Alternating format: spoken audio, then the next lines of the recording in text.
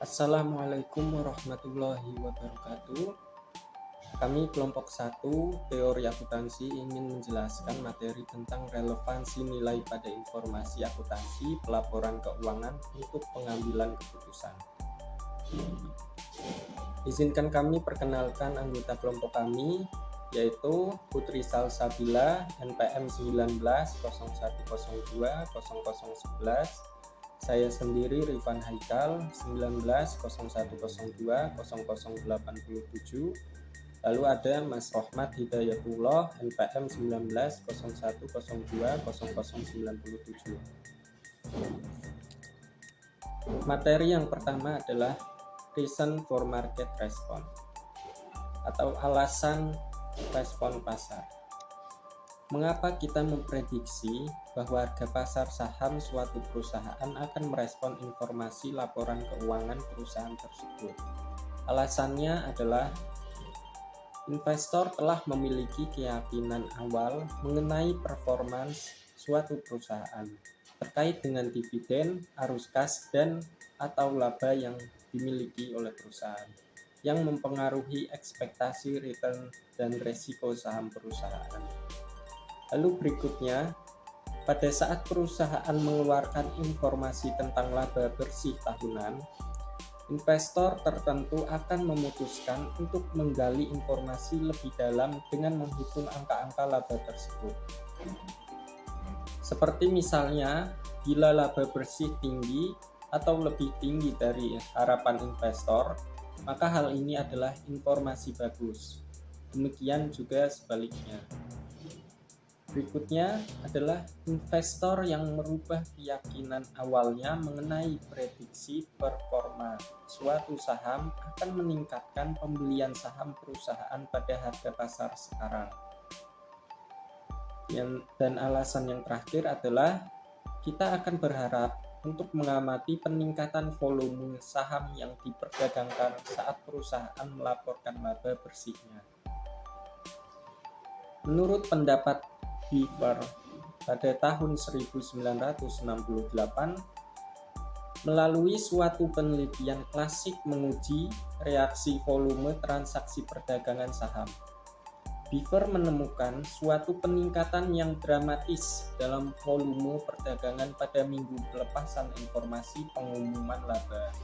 Reaksi harga pasar dapat menyediakan suatu pengujian yang kuat atas kebermanfaatan pengambilan keputusan dibandingkan reaksi volume saham. Lalu materi yang berikutnya adalah finding the market response. Teori efisiensi pasar menegaskan bahwa pasar akan bereaksi cepat terhadap informasi yang baru dikeluarkan, sehingga penting untuk mengetahui kapan suatu laporan laba bersih akan diketahui oleh publik. Berita bagus atau berita buruk dalam laporan laba bersih biasanya dievaluasi secara relatif terhadap apa yang menjadi harapan investor. Berita bagus akan memicu perubahan atau revisi keyakinan investor terhadap performa perusahaan.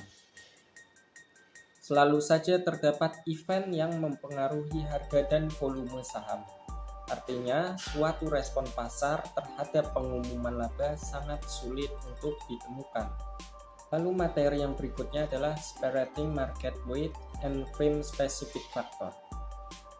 Model pasar banyak digunakan untuk mengposkan faktor pasar dan faktor spesifik perusahaan yang berbeda yang mempengaruhi tingkat pengembalian keamanan. Gambar tersebut memberikan ilustrasi grafis model pasar untuk bentuk J untuk periode T, di mana kita memperhitungkan panjang periode sebagai satu hari.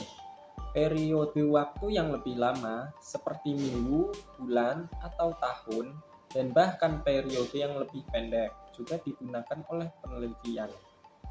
Angka tersebut menunjukkan hubungan antara return on firm J dan return on market portfolio, misalnya oleh indeks industri rata-rata Dow Jones atau indeks komposit S&P atau TSK.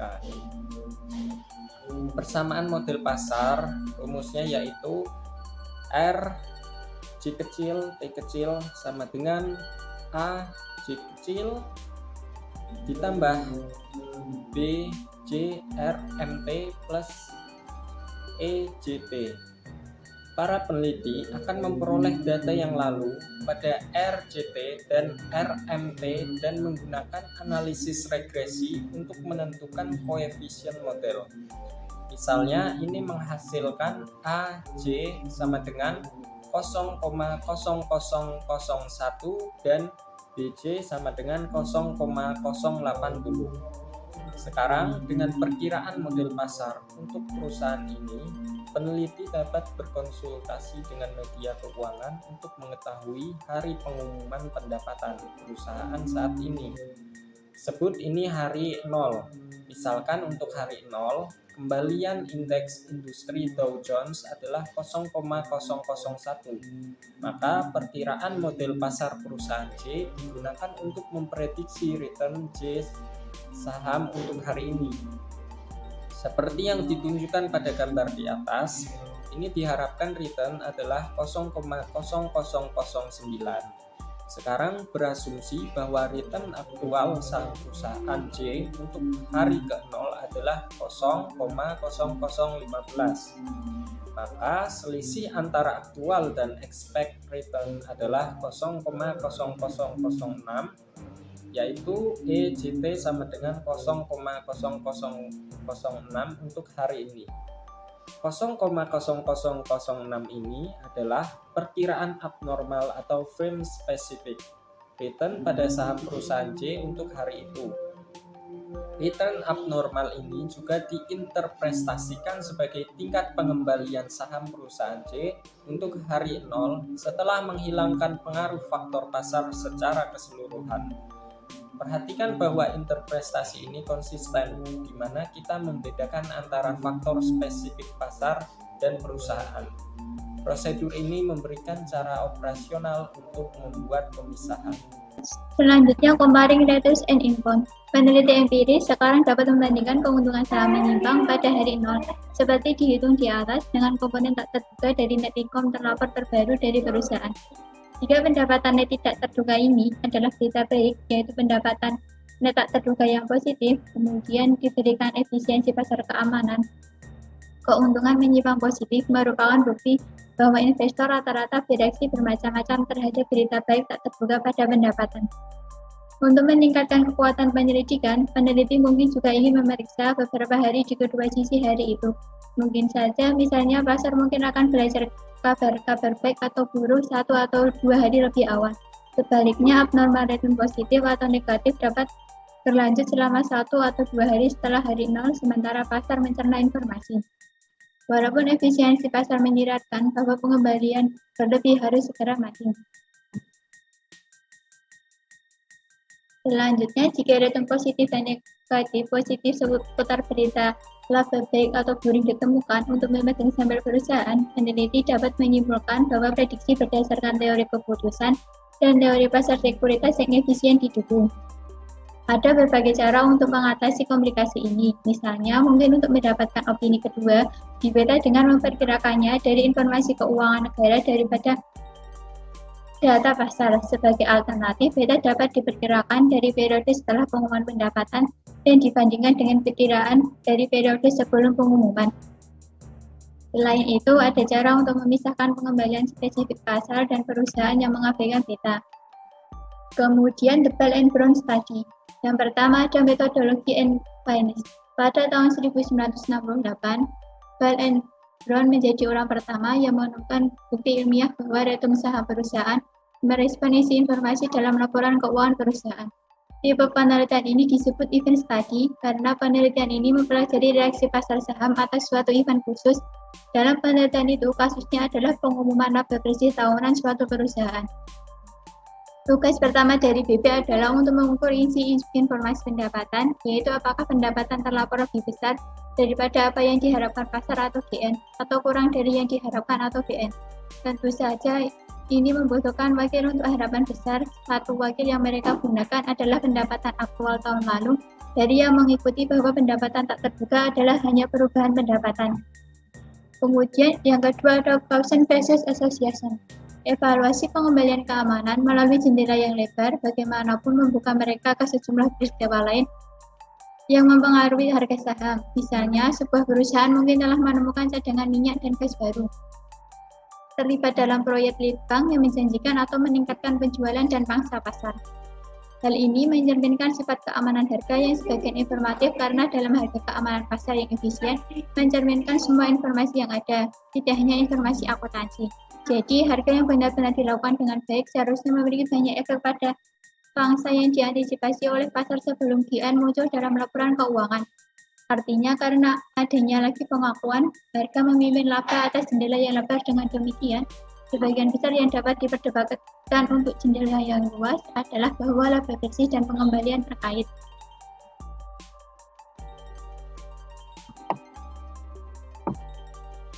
Kemudian outcome of the BP study. Salah satu hal terpenting BP adalah membuka sejumlah besar masalah kegunaan tambahan. Langkah selanjutnya yang logis adalah bertanya apakah besarnya pendapatan tak terduga terkait dengan besarnya respon pasar keamanan, mengingat analisis BP hanya didasarkan pada tanda pendapatan tak terduga. Artinya, informasi pendapatan dari penelitian BP hanya dikelompokkan ke dalam GN atau GN, ukurannya cukup kasar. Selanjutnya, setelah membandingkan perubahan pendapatan yang tidak diharapkan dengan hasil keamanan atau HAL, BJW menemukan bahwa semakin besar perubahan pendapatan tak terduga, semakin besar respon pasar keamanan. Hal ini konsisten dengan CAPM dan kegunaan keputusan, karena yang lebih besar adalah pendapatan tak terduga. Semakin banyak rata-rata investor memperkirakan perkiraan kinerja perusahaan, masa depan dan hasil investasi mereka mengembalikan hal-hal yang sama. Juga sejak tahun 1968, para peneliti akuntansi telah mempelajari respon pasar terhadap pendapatan bersih di bursa-bursa efek lain di negara-negara lain dan untuk laporan-laporan penghasilan tiap kuartal dengan hasil-hasil serupa. Pendekatan tersebut telah digunakan untuk mempelajari respon pasar terhadap informasi yang terdapat dalam standar-standar akuntansi baru, perubahan-perubahan auditor, dan lain-lain. Di sini, bagaimanapun juga kita akan berkonsentrasi pada apa yang mungkin merupakan perluasan BP yang terpenting, koefisien respon penghasilan. Baik, untuk selanjutnya yaitu earnings response coefficients. Mengapa pasar saham akan memberi respon lebih kuat terhadap berita baik atau berita buruk atas laba untuk satu perusahaan dan tidak untuk perusahaan lain? Bila jawaban dari pertanyaan ini dapat dijawab, maka para akuntan akan dapat meningkatkan pemahaman mereka tentang bagaimana informasi akuntansi bermanfaat bagi investor. Konsekuensinya, satu arahan yang paling penting adalah penelitian empiris akuntansi keuangan yang mengikuti Brown dan Bell telah mengidentifikasi dan menjelaskan berbagai macam respon pasar yang berbeda terhadap informasi laba. Hal ini disebut penelitian Earning Response Coefficient atau ERC.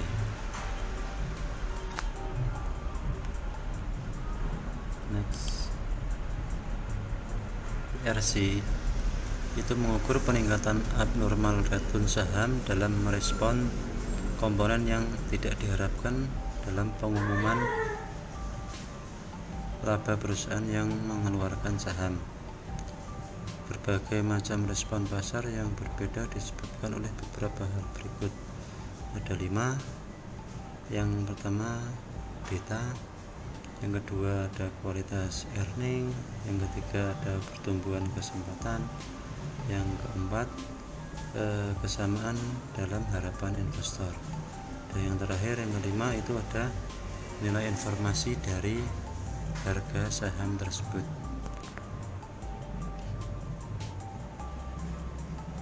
Next, implication of edge research. Juga temuan bahwa ERC lebih rendah untuk perusahaan yang sangat relevan mendukung argumen untuk memperluas pengungkapan sifat dan besaran instrumen keuangan, termasuk aset yang berada di luar neraca. Jika ukuran relatif kewajiban perusahaan mempengaruhi respon pasar terhadap laba bersih, maka diharapkan semua kewajiban diungkapkan. Ingat dari bagian 1.3 bahwa kewajiban neraca dari lembaga keuangan merupakan faktor yang berkontribusi terhadap krisis pasar pada tahun 2007 sampai 2008. Next. Pentingnya peluang pertumbuhan bagi investor menunjukkan misalnya keinginan untuk mengungkapkan segmen akan memungkinkan investor untuk mengisolasi operasi perusahaan yang menguntungkan dan tidak menguntungkan.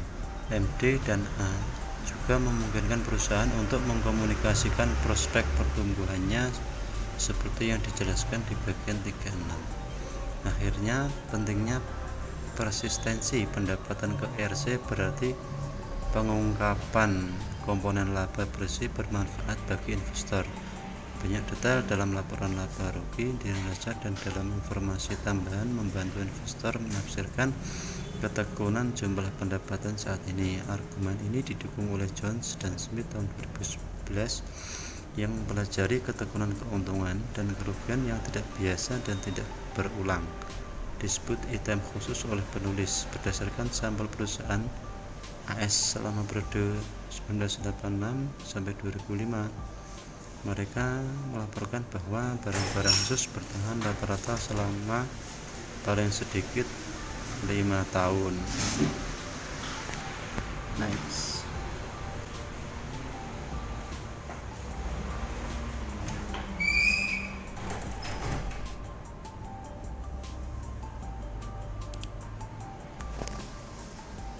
The information quoted of older financial statement information. Seperti yang disebutkan sebelumnya, para peneliti harus memperoleh proksi untuk pendapatan yang diharapkan. Mengingat pasar efisien akan bereaksi hanya pada porsi dari pengumuman pendapatan yang tidak diharapkan. Jika sebuah proksi yang layak atau pantas tidak diperoleh, peneliti bisa gagal dalam mengidentifikasi reaksi pasar ketika muncul, atau bisa menyimpulkan dengan salah bahwa reaksi pasar ada ketika itu tidak ada, sehingga pemerolehan perakiraan yang layak dari harapan penghasilan itu adalah komponen penting dari nilai relevansi nilai penelitian. Next. Yang selanjutnya, di bawah syarat ideal, penghasilan yang diharapkan adalah pertambahan secara sederhana dari potongan harga pembukuan perusahaan. Ketika syarat-syaratnya tidak ideal, bagaimanapun juga harapan penghasilan adalah lebih kompleks. Satu pendekatan untuk proyek time series atau susunan waktu dibentuk oleh laporan lama penghasilan bersih perusahaan, yaitu sebagai dasar ekspektasi masa depan pada performa lama. Sebuah proyeksi yang layak bagaimanapun juga tergantung pada ketekunan pendapatan. Untuk melihat hal ini, pertimbangkan perbedaan besar dari 100% pendapatan tetap dan 0 pendapatan tetap. Jika pendapatan tetap secara utuh, pendapatan yang diharapkan untuk tahun ini adalah hanya pendapatan aktual tahun lalu. Kemudian pendapatan yang tidak diharapkan diperkirakan berubah dari tahun lalu.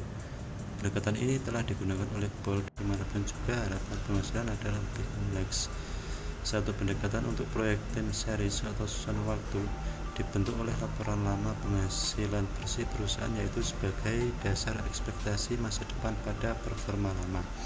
Sebuah proyeksi yang layak bagaimanapun juga tergantung pada ketekunan pendapatan. Untuk melihat hal ini, pertimbangkan perbedaan besar dari 100% pendapatan tetap dan 0 pendapatan tetap. Jika pendapatan tetap secara utuh, pendapatan yang diharapkan untuk tahun ini adalah hanya pendapatan aktual tahun lalu. Kemudian pendapatan yang tidak diharapkan diperkirakan berubah dari tahun lalu.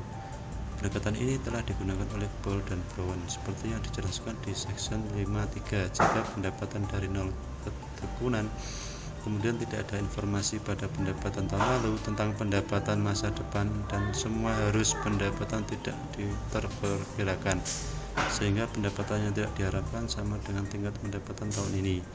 Pendekatan ini digunakan oleh Bill Coutius. Next.